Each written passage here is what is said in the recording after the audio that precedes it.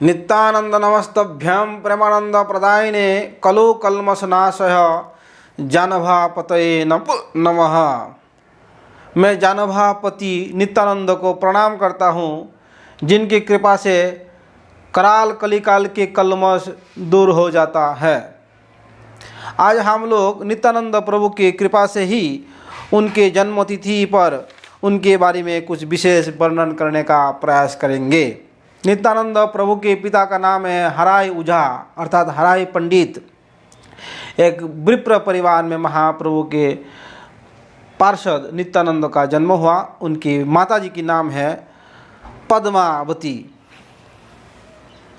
श्री वृंदावन दास ठाकुर नित्यानंद प्रभु को अधिक प्रेम करते हैं, क्योंकि वृंदावन दास ठाकुर के इष्ट देव है नित्यानंद प्रभु।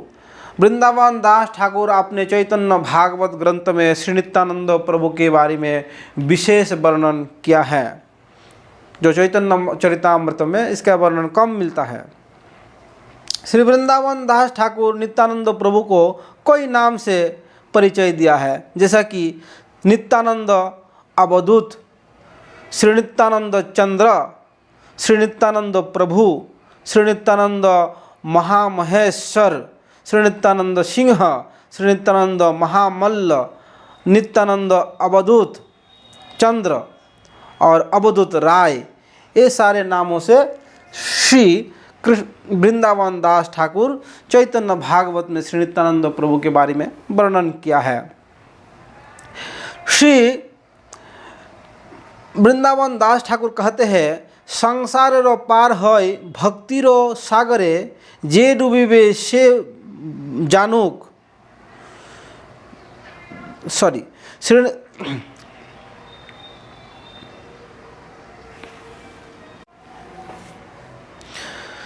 श्री वृंदावन दास ठाकुर वर्णन करते हैं, श्री गौरांग महाप्रभु महाभजन्य अवतार अर्थात अति कृपालु है। लेकिन उन्होंने कहते हैं कि जिनको श्री नित्यानंद प्रभु कृपा नहीं करते हैं अर्थात उनको आत्मसात नहीं करते हैं, महाप्रभु महाभजन्य होने के बावजूद भी उनके प्रति कृपा नहीं होता है उनका। इसलिए संसारेरो पार होय भक्तिरो सागरे जे डूबिबे से बुझोक निताई चादरे। अगर संसार से कोई पार उतरना चाहते हैं और भक्ति रस के सागर में डुबकी लगाना चाहते हैं, तो वो अगर ऐसा चाहते हैं तो वो उसको नित्यानंद को जानना चाहिए, क्योंकि नित्यानंद की कृपा बिना श्री गौर सुंदर का कृपा प्राप्त नहीं होता। श्री वृंदावन दास ठाकुर कहते हैं, इष्टदेव बंधु मुरो नित्यानंद राय चैतन्य रो कीर्ति स्फुरे जहार कृपाए। अर्थात मेरा इष्ट देव है नित्यानंद, जिनके कृपा से मैं चैतन्य लीला का वर्णन करने में सक्षम हो रहा हूँ। श्रील कृष्णदास कविराज गोस्वामी भी श्री चैतन्य चरितामृत के शुरू में ही श्री नित्यानंद प्रभु के बारे में 5 श्लोक के द्वारा उनका स्तुति की है। इन 5 में से हम 1-2 श्लोक का वर्णन करेंगे। जैसा कि पहला श्लोक है, शंकर शनः कर्णदोषाही गर्भदोषाही चौपयोद विषाही शेषर्ष यशांश कलह स नित्यानंद रामम शरणम ममास्तु। अर्थात जिनके अंश के रूप में शंकरशन कारण विष्णु और गर्भ विष्णु और पयु विष्णु अर्थात शिर विष्णु और शेष जिनका अंश के अंश अर्थात कला की कला में, वह नित्यानंद प्रभु का शरण ग्रहण करता हूँ चैतन्य चरितामृत का वर्णन करने के लिए। आत्मा को क्यों हम लोग जीव कहते हैं? शास्त्रों में आत्मा को जीव भी कहा गया है। जीव आत्मा जीव इसीलिए कहते हैं क्योंकि हम सब जीव जो है शंकरशन का अंश है,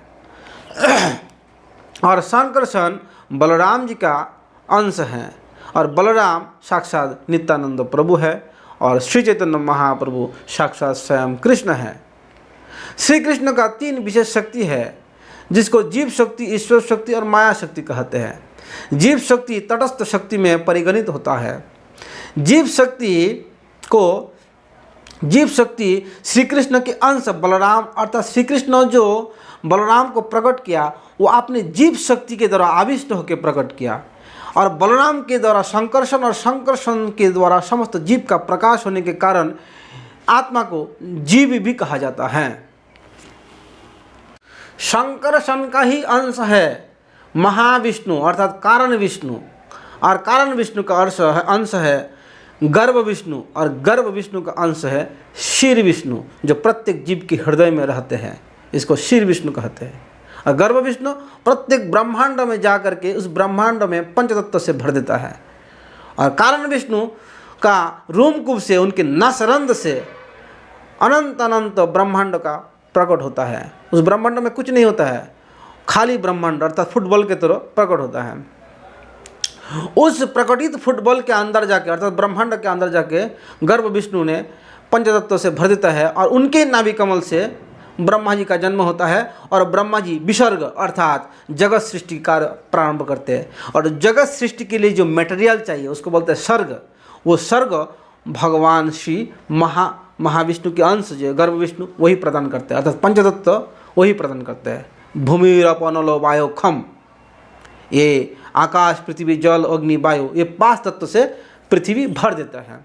उस 5 तत्व को लेके ब्रह्मा जी सृष्टि कार्य प्रारंभ करते हैं। तो मूल जो कारण है ब्रह्मा क्या है, ब्रह्मा तो गर्भ विष्णु के नाभि से उत्पन्न कमल का पुत्र है। उस हिसाब से ब्रह्मा आप समझ सकते हो। तो और गर्भ विष्णु कौन है, शंकरशन का अंश है, कारण विष्णु का अंश है। इसीलिए शास्त्र में कहा जाता है कि श्री कृष्ण कुछ भी कार्य नहीं करते हैं। क्यों, उनका क्या कार्य है, श्री कृष्ण श्री बांसुरी बजाते हैं और गोपियों के साथ रास लीला करते हैं, और बाकी कार्य कौन करते हैं, उनके अंश करते हैं। उनके अंश भी नहीं करते हैं, बलराम जी भी नहीं करते इतना कार्य। बलराम शंकरशन के ऊपर सारे कार्य छोड़ देता है। शंकरशन से कारण विष्णु, गर्भ विष्णु और शीर विष्णु, ये संपूर्ण कार्य यही सब लोग करते हैं। प्रत्येक ब्रह्मांड में भगवान विष्णु का एक ऑफिशियल सेंटर होता है। जैसा कि इस ब्रह्मांड के ऑफिशियल सेंटर जो है उसको लुकालुक पर्वत कहते हैं, और लुकालुक पर्वत में भगवान विष्णु के एक अंश रहते हैं जिसको भौमा पुरुष कहते हैं। वो भौमा पुरुष के पास ही जब पृथ्वी में या इस ग्रह में अन्य ग्रह में जो समस्याएं होती है उस समस्या की समाधान करने के लिए समस्त देवता ब्रह्मा जी के पास जाते हैं। ब्रह्मा महादेव को लेके उस लुकालुक पर्वत में जाके शीर समुद्र के पास जा कर के लुकालुक पर्वत में जा कर के ब्रह्मा जी और समस्त देवता लोग मिलके उस भौमा पुरुष का प्रार्थना करते हैं। तो भौमा पुरुष को देख नहीं पाते कोई देवता, सिर्फ और सिर्फ ब्रह्मा जी उनके साथ कांटेक्ट करके और समस्त देवताओं को उसका मैसेज देता है। जिस प्रभु की अंश का अंश ही जगत का संपूर्ण कार्य करते हैं वह नित्यानंद राम का मैं शरण ग्रहण करता हूँ। बाल्यकाल में ही श्री नित्यानंद प्रभु बालकों के साथ कृष्ण लीला और रामलीला आदि करते थे। उनको कोई सिखाए नहीं। कंस वध, पुतना वध, दिविद वध, चाणूर वध, ये सब लीलाएं करते थे और रामलीला भी करते थे। एक दिन तो रामलीला करते करते मेघनाथ के द्वारा बाण खाया नित्यानंद प्रभु और मूर्छित होके गिर गया, भूमि पर गिर गया। तो एक बालक जो है उनको भेज दिया हनुमान बना करके, जाओ हनुमान और आप गंधमादन पर्वत में जाके विशल्यकरणी नामक जो औषध है औषध लेके आओ। और बालक तो थे और बालक खेलते खेलते बात भूल गया, घर में जाके खाना पीना शुरू कर दिया, वो बात भूल गया। तो जब भूल गया तो सारे खेल खत्म होने के बाद भी नित्यानंद प्रभु भूमि में पड़े हुए हैं। तो सारे बालकों ने कहा, अरे नित्यानंद अभी तो उठा नहीं क्यों, क्या हुआ? उसको बहुत प्रयास किया जगाने के लिए, बालकों ने, बड़े लोगों ने भी किया, लेकिन कोई नित्यानंद प्रभु का श्वास नहीं चल रहा है, मृत्यु की तरफ पड़ा हुआ है। तब बालकों ने सोचा कि अरे हम लोग जो हनुमान बन के गया था, किसी एक को भेजा, तो वो कहाँ है, वो हनुमान कहाँ है? तो हनुमान को बुला के लाया और हनुमान जब आए तो एक उनमें से एक वैद्यवान गया और हनुमान के द्वारा दिया हुआ जो औषधि है वो बाट पीस करके और नित्यानंद प्रभु के नासारंद में जब पकड़ा तो नित्यानंद प्रभु एकदम से जागृत होकर खड़ा हो गया। तो सब लोग आश्चर्य हो गया, ये ऐसा लीला, ऐसा खेल तो हम कभी नहीं देखा कि खेल में भी एकदम से सत्य सत्य खेल खेल रहा है। तो लोगों ने पूछा, अरे भैया तू ये सब खेल कहाँ से सीखा? बोला ये तो मेरा नित्य सिद्ध खेल है, तुम लोग आगे जाके देखते जाओ। तो ये नित्यानंद प्रभु, एक बार क्या हुआ, हराई पंडित का घर पे एक ब्राह्मण आए रात को ठहरने के लिए और कुछ प्रसाद खाने के लिए। तो रात को ठहरा तो नित्यानंद प्रभु को जान गया कि नित्यानंद प्रभु साधारण कोई नहीं है। तो सुबह जाते समय कह रहे हैं कि हे ब्राह्मण, आपसे एक भीख मांगता हूँ, दोगे? तो हराई पंडित बोला कि हाँ, ब्राह्मण मांगे और हम ना दे, ऐसा नहीं हो सकता है, आप मांगिए। बोला आपके पुत्र हमें चाहिए। इतना सुनते ही पति पत्नी दोनों मूर्छित होकर गिर पड़ा। जैसा जैसा धैर्य धारण किया और ऐसा स्थिति हो गया जैसे कि दशरथ को विश्वामित्र मांग लिया, दशरथ के पास रामचंद्र को मांग लिया विश्वामित्र। इस प्रकार ये लोगों को भी लग रहा कि अरे मेरा कलेजा का टुकड़ा, मेरा प्राण ही छीन ले रहा है। तो जैसा जैसा धैर्य धारण किया और ब्राह्मण के साथ नित्यानंद प्रभु को तीर्थ यात्रा में भेज दिया। उसी समय ही तीर्थ यात्रा करते करते जब पश्चिम देश में गया, अर्थात दक्षिण पश्चिम के देश में गए, गुजरात, महाराष्ट्र, तो करते करते घूमते घूमते माधवेंद्रपुरी के साथ मुलाकात हुआ, दर्शन हुआ। तो माधवेंद्रपुरी और नित्यानंद प्रभु में बहुत कृष्ण कथा हुई, बातें हुई, लीला हुई। करते करते नित्यानंद प्रभु ईश्वरपुरी और अन्य अन्य भक्तों लोग कह रहे हैं कि ये नित्यानंद छोटा बालक है और हमारे गुरुजी इतना प्रवीण कृष्ण भक्त है, वो नित्यानंद के साथ इतना क्यों महत्वपूर्ण बात कर रहे हैं? क्या है नित्यानंद? ये लोग सोचने लगे। उनको पता नहीं कि नित्यानंद है कौन। माधवेंद्रपुरी जान गया कि नित्यानंद स्वयं भगवान बलराम है। तो बहुत उनके साथ बातें हुई, रोना धोना, कृष्ण प्रेम प्रकट हुआ। करते करते नित्यानंद प्रभु आगे चले गया। चलते चलते घूमते घूमते फिर उन्होंने नवद्वीप मायापुर में आया। उसके 13 साल बाद महाप्रभु का जब प्रकट हुआ, महाप्रभु प्रकट होके जब अपने बाल लीला को प्रकट किया, उसके बाद अपने पिताजी का देहांत होने के बाद चैतन्य महाप्रभु जब गया में आया और गया में आके विष्णुपाद का दर्शन किया, पिंडदान किया और जाने के बाद जब कृष्ण लीला का एकदम बार प्रकट किया कि अब तो मैं कृष्ण प्रेम सबको दे के ही रहूँगा। उस समय नित्यानंद प्रभु था, घूमते घूमते वृंदावन आ गया था। तो वृंदावन आके उनको लगा कि अरे, उनको एकदम आवेश आ गया कि मैं कुछ जगह में उनको उद्दीपन आ जाते हैं, देखते हैं कि अरे मैं तो बलराम का भाव में आवेश हो जाते थे, क्योंकि साक्षात बलराम तो है ही। तो ब्रजवासियों के घर में जाके कहते थे कि कृष्ण कहाँ पे है, कृष्ण कहाँ पे है। तो ये लोग तो उत्तर नहीं दे पाया कहाँ है कृष्ण। तो दैववाणी हुई, आकाशवाणी हुई कि वे कृष्ण अभी नवद्वीप में है, तुम नवद्वीप चले जाओ। तो इस दैववाणी को श्रवण करके नित्यानंद प्रभु नवद्वीप की ओर चल पड़े और चलते चलते नंदनाचार्य के घर पे आके ठहर गया। श्री नित्यानंद प्रभु जब इस प्रकार नंदनाचार्य के घर पे आए हैं तो वहाँ श्री चैतन्य महाप्रभु रात के 4 बजे समय, शेष रात में स्वप्न देखा। और सभी भक्त लोग जब महाप्रभु के पास आए, सुबह सुबह सभी भक्त लोग आते हैं महाप्रभु के पास दर्शन करने के लिए उनको। तो सभी भक्तों को कह रहा है कि अरे भक्तों, मैंने आज बहुत एक मधुर स्वप्न देखा है। तो सभी भक्त लोग उत्साहित होकर कह रहे हैं कि हे महाप्रभु, क्या स्वप्न देखा, आप मुझे बताइए। बोला सुबह के स्वप्न ये झूठ नहीं हो सकते, ये तो सच्चा होगी। तो कह रहा है कि मैंने स्वप्न में देखा कि एक रथ जिसमें ताल के वृक्ष के चिन्ह उसके ध्वज पे लगा है, ऊपर पताका फैर रहा है, ताल वृक्ष के ध्वज की पताका। और उस रथ के अंदर बैठे हुए हैं एक व्यक्ति, बहुत सुंदर पुरुष, जिनके एक हाथ में मुसल है, दूसरा हाथ में हल है, और वो नीला वस्त्र धारण करे हुए है, और एक हाथ उनके पास वेद से बना हुआ कमंडल भी है। तो मैं जब पूछा उन्होंने मुझे कह रहे हैं कि क्या ये निमाई पंडित का घर है, ये निमाई पंडित का घर है। तो मैं निकला, मैं घर से निकल के पूछा, आप कौन हो? मैं तो निमाई पंडित ही हूँ, आप कौन हो?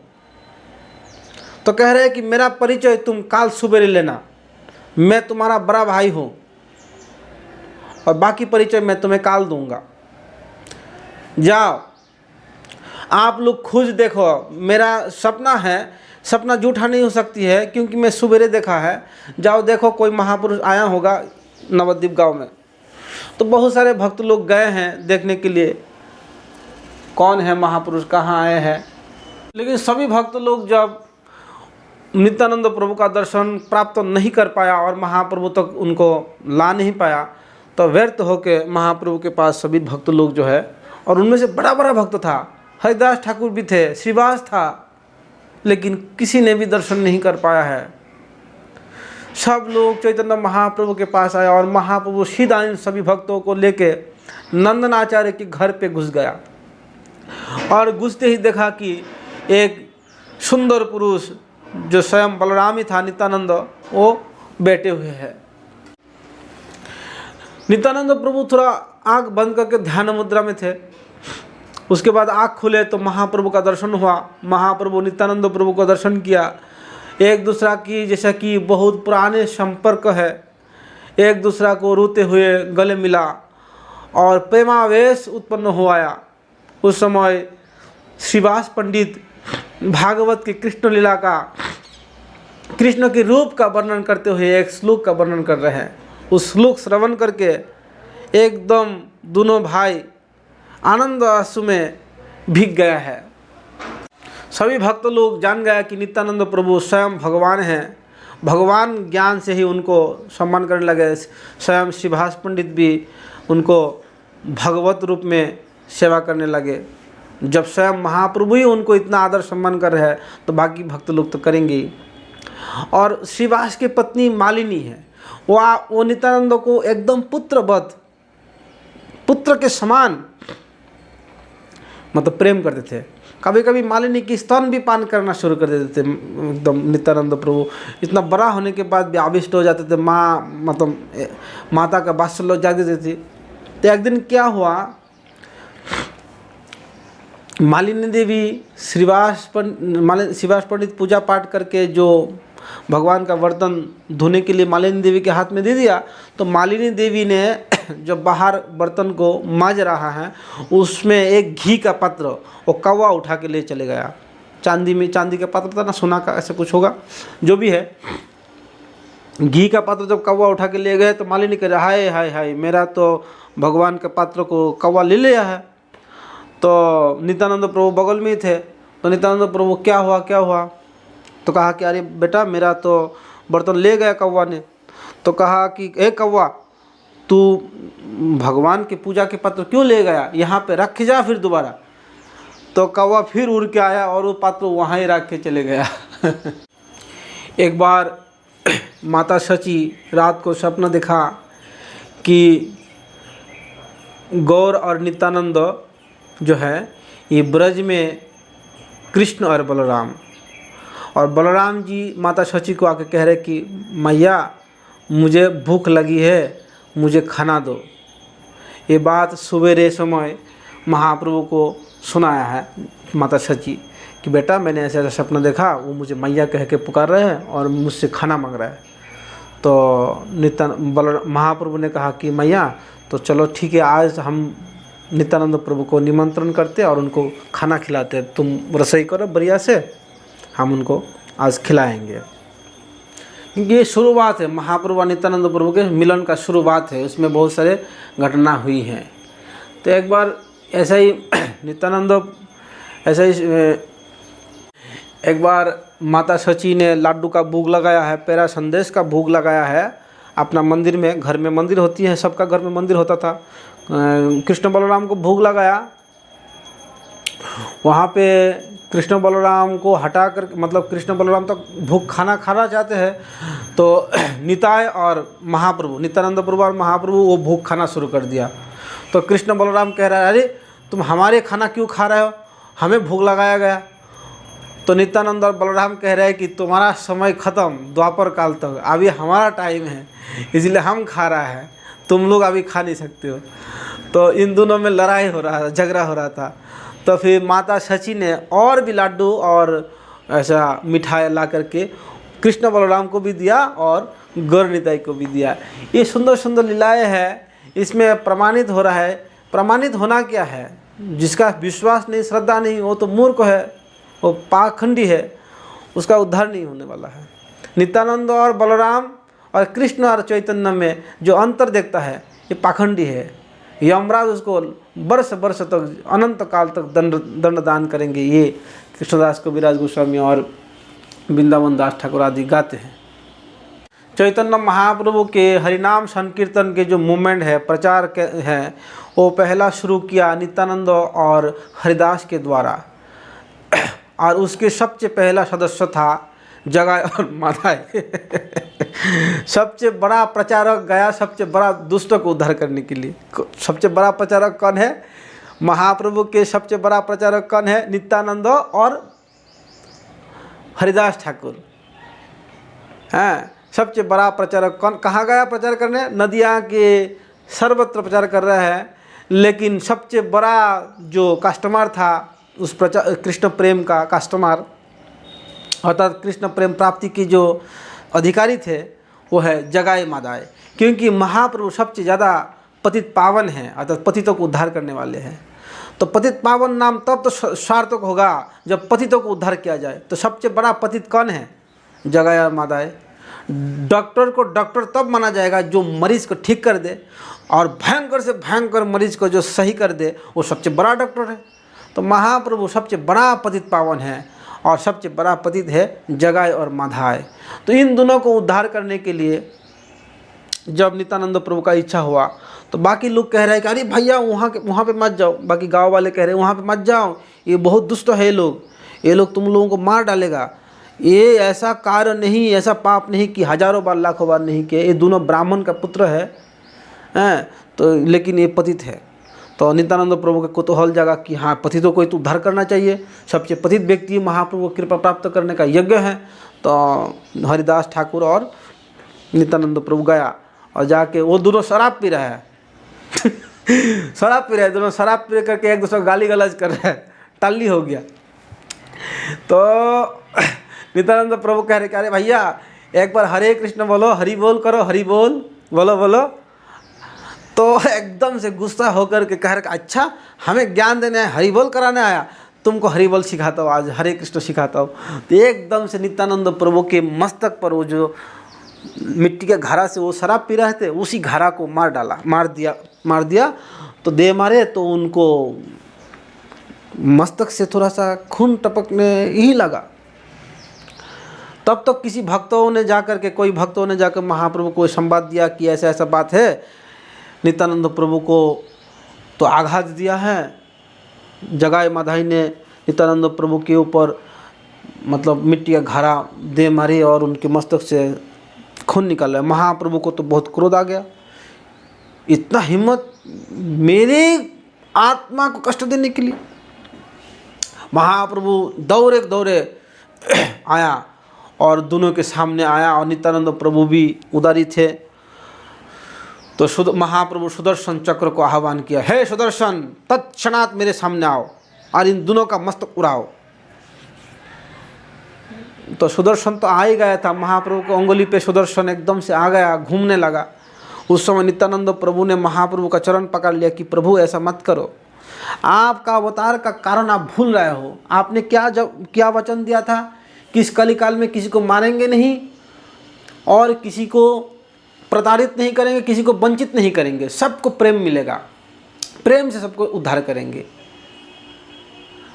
आपके प्रतिज्ञा है कलिकाल में किसी को संहार नहीं करेंगे।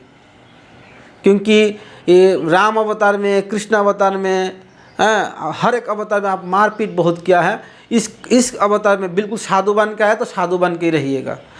मेरा आपसे अनुरोध है, आप ये काम मत कीजिए, आप उनको कृपा करिए ना। आपके पास शक्ति है तो प्रेम प्रदान कीजिए उनको। मारने का क्या फ़ायदा है? ऐसा अगर मारते रहेंगे तो सब घर घर में जो जगाई माताएं बैठे हैं, कितना लोगों को मारेंगे आप?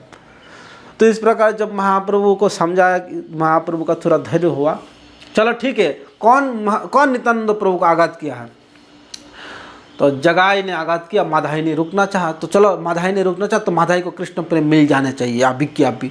तो ऐसा कहते ही एकदम वो कृष्ण प्रेम में माधाई रोने लगे और उनको कृष्ण प्रेम में एकदम भाव आ गया। तो जगाई भी कह रहे कि प्रभु आप हमें भी कृष्ण प्रेम दे दो। बोला ठीक है, तेरे को कृष्ण प्रेम तब मिलेगा जब तू नित्यानंद के चरण पकड़ेगा। तो नित्यानंद का चरण पकड़ लिया। नित्यानंद कहा कि नहीं नहीं, तुम भी कृष्ण प्रेम प्राप्त करो। तो महाप्रभु उन दोनों को कृष्ण प्रेम को प्राप्त कराया।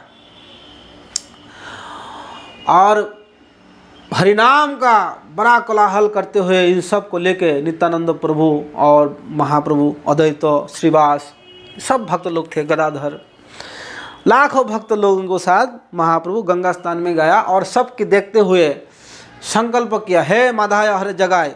महाप्रभु कह रहा है तुम लोग जितना जन्म तक जितना पाप किया, हम तुम्हारे सारे जन्मों का पाप खुद ग्रहण करते हैं।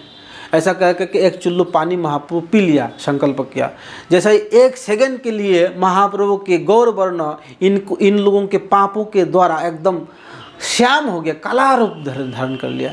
भगवान दिखा रहा है कि देखो मैं उनका पाप ग्रहण किया। ये दिखाने के लिए महाप्रभु 1 सेकंड के लिए अपने रूप को बदल दिया था, काला बन गया था, क्योंकि इनका इतना पाप था।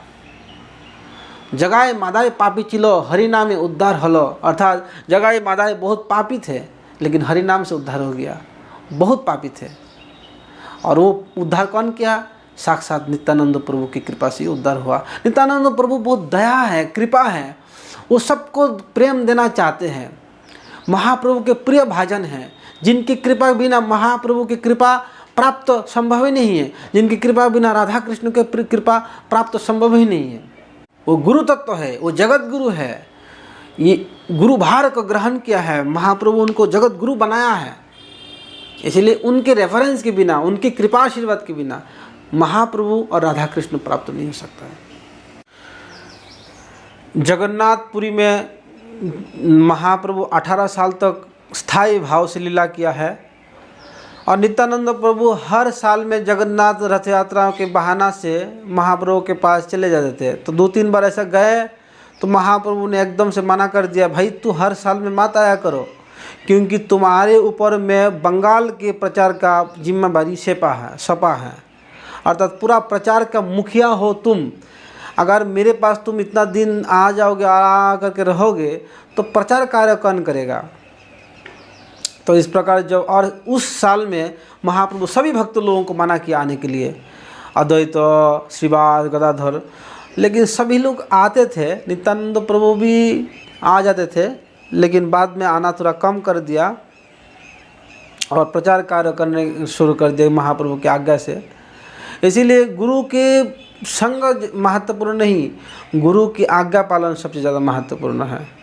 गुरु के साथ रहना, मच्छर सबसे नज़दीक रहता है, गुरु के खून पी लेता है। ओह कितना बड़ा संग किया है, लेकिन खून पीने वाला शिष्य को नहीं चाहिए, गुरु की आज्ञा पालन करने वाला शिष्य चाहिए भगवान को, गुरु को।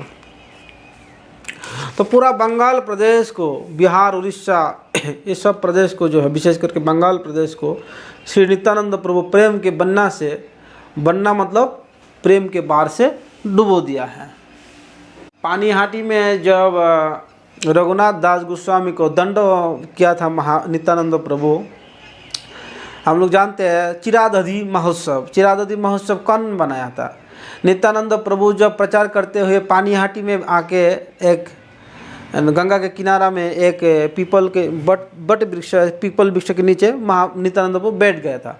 और तब तक रघुनाथ को पता चल गया कि नित्यानंद प्रभु आए हैं, तो उन्होंने दर्शन करने के लिए दूर से दंडवत प्रणाम किया। तो भक्त लोग कह रहे हैं कि देखिए प्रभु आपको रघुनाथ प्रणाम कर रहे हैं। तब 18-19 साल ही होगी। तो बोला कि ये तो चोर है एक नंबर का, ये चोर इतना दिन से हमसे छुप के रह रहा है, इसको इधर बुलाओ। और भक्त लोग उनको आगे जगह दिया। बोला तुमने बहुत बड़ा गलती की है, तुम इतना दिन से मुझसे मिला नहीं, इसलिए तेरे को दंड दे रहा हूँ कि ये जो मेरा गण है, जितना सारे भक्त लोग हैं, इन सब को तू आज चीरा और दही और केला और रसगुल्ला, मालपुआ, इस सब दही से भंडारा करो, उन सबको खिलाओ। ये तेरा दंड है। तो रघुनाथ दास गोस्वामी जो है, उनके पिताजी गोवर्धन मल्ल, वो बहुत बड़ा पैसा वाला आदमी था और बड़ा सम्राट थे, मतलब पैसा वाला आदमी था, वैश्य था।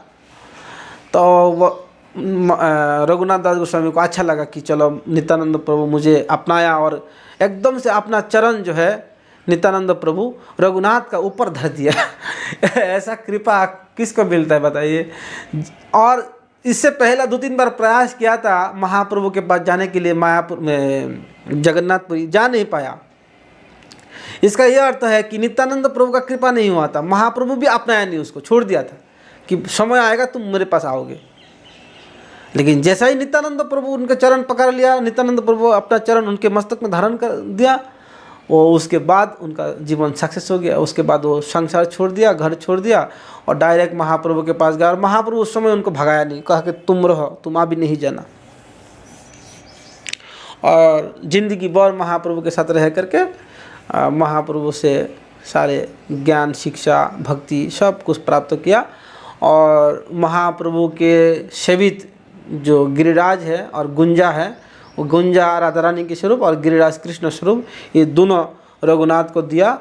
और महाप्रभु के अप्रकट के बाद रघुनाथ अपने शरीर को त्याग करने के लिए गोवर्धन में आए थे। उस समय रूप गोस्वामी उनको रुका था कि ऐसा मत करो, ये महाप्रभु के पास रह करके तुमने जो लीलाएं देखे हैं, इन सारे लीला को जो है बताओ, और कृष्णदास को विराज इस लीला को रचना करेंगे।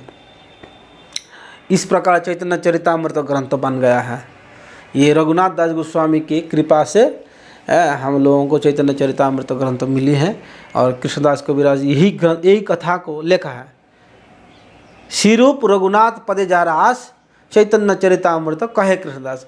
रूप और रघुनाथ की कृपा ही हमारे वैष्णव को, हमारे गौरीय वैष्णव का एकमात्र लक्ष्य है।